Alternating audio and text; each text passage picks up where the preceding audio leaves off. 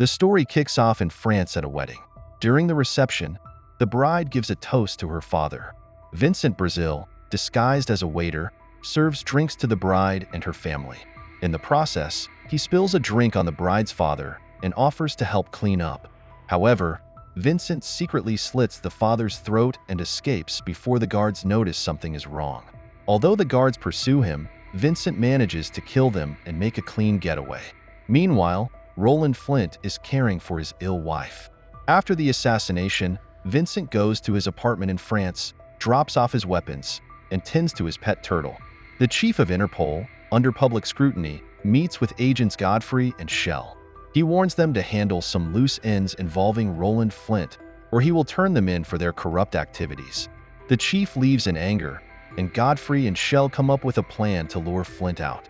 They pay Ukrainians to release Polo, someone Flint has a personal vendetta against, and then put a bounty on Polo's head.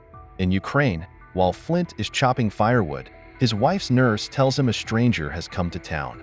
Flint, feeling suspicious, confronts the man and finds out it is an old acquaintance hoping to recruit him for a job to kill Polo.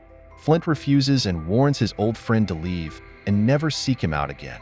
Vincent went somewhere and met a black man who offered him an assassination job. The man paid him in diamonds and informed him about a new job, eliminating Polo Ure, who was being released. This job offered twice his usual rate, so Vincent agreed. After Polo's release, he inquired about his brother and learned that his brother had been arrested. Later, Flint had a flashback of Polo attacking his wife in his presence, which he was powerless to stop, and this memory angered him. When Vincent got home, he noticed his new neighbors, a man and a woman named October. The man tried to persuade Vincent to sell his apartment, but Vincent declined. Inside his apartment, he stored the diamonds in a hidden vault. That night, Flint dreamed about the incident that led to his wife's coma. He then decided to call his old friend to accept the job, but was informed that someone else had already taken it. Flint insisted on doing the job for personal reasons, despite his friend's attempts to dissuade him. Determined, Flint convinced his friend to support him. The next day, he left Ukraine, having set up a camera by his wife's bed to monitor her condition constantly. Vincent discovered that Polo would be at the municipal courthouse. Flint also learned this and planned to assassinate Polo from a building opposite the courthouse. Flint set up his sniper rifle and awaited Polo's arrival.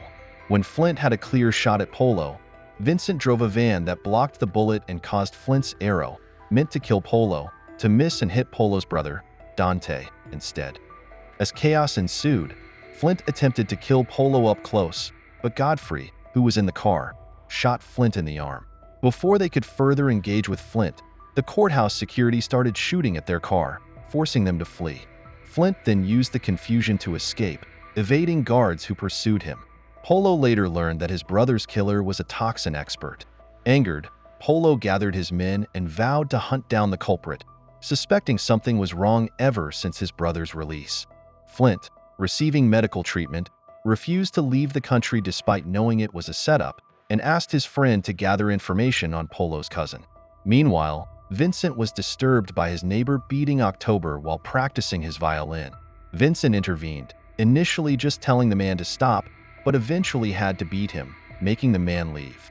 He then invited October, who was locked out, into his apartment and gave her some balm to ease her injury.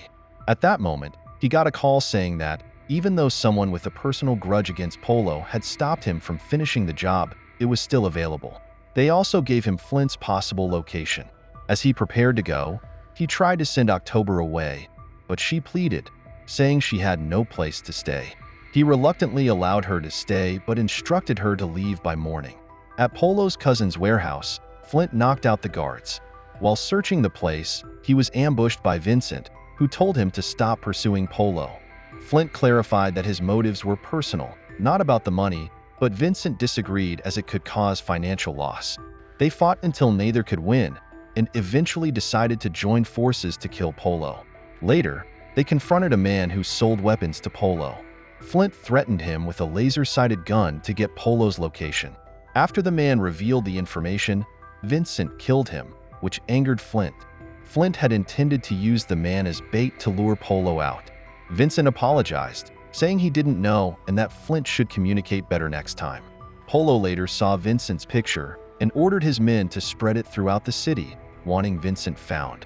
When Vincent returned home and found October still there, he initially told her to leave. However, seeing her interact with his turtle and how the turtle responded astonished him. October then showed him how to do it. He instructed her to stay put while he treated her injury. Later, Flint, enraged by how Interpol was setting him up, visited the Interpol chief's house and threatened to kill his wife if they didn't stop targeting him.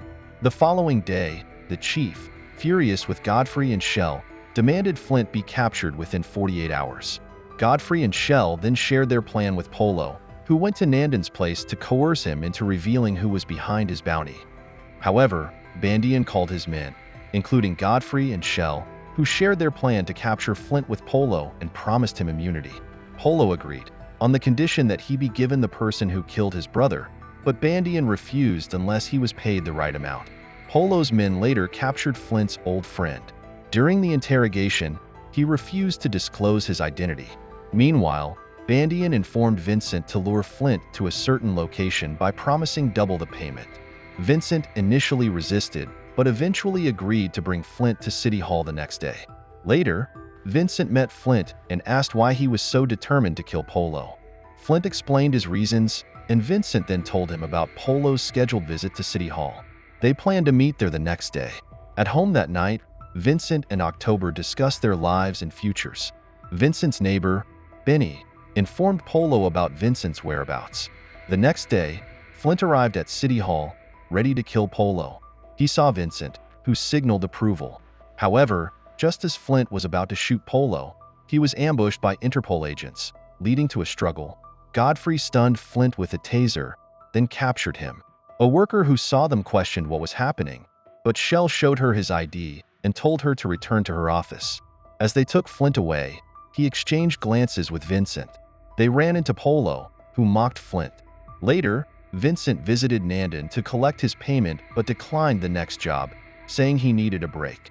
As he was leaving, Nalbandian called him back to take a call from Polo, who said he was at Vincent's house and had kidnapped October. Polo demanded Vincent come over in exchange for October, but Vincent refused despite his emotions.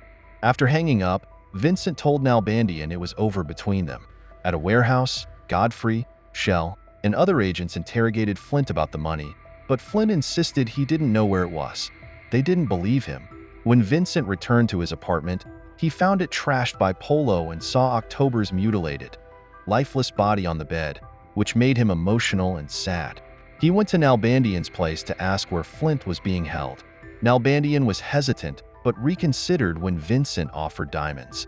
However, Nalbandian didn't accept the diamonds, hoping they could keep working together. At the warehouse, where Interpol agents were questioning Flint, Flint remained silent about the money while thinking about his wife. Godfrey got angry and ordered Gabor, who was controlling the electrocution machine, to increase the voltage. But Gabor couldn't respond, having been stabbed by Vincent. When Gabor fell, the others boosted their defenses, but Vincent killed them all with a gun, except for Shell, who hid.